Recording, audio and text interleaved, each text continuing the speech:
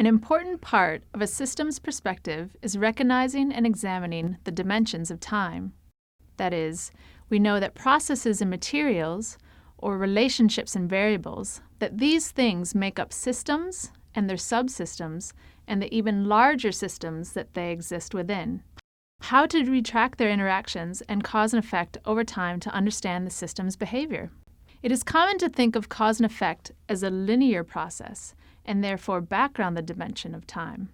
For example, if a city is experiencing traffic congestion, linear logic would say, if we expand the width of the roads when they become congested, then traffic will flow more smoothly and commute time will be reduced.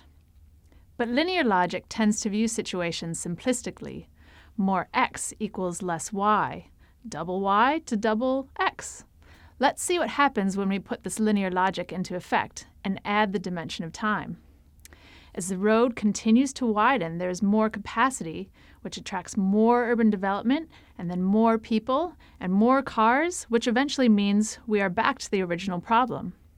This simple example of how widening the road can actually lead to more traffic is an example of a feedback within a system, meaning these separate parts, the number of cars, capacity of roads, desire of commuters to use the road, these parts interact and affect each other's behavior over time.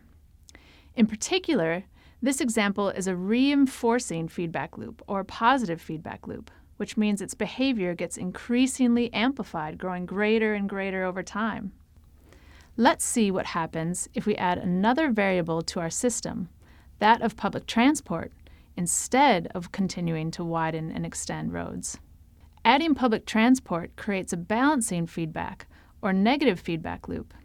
As public transport services and use increases, the traffic congestion decreases.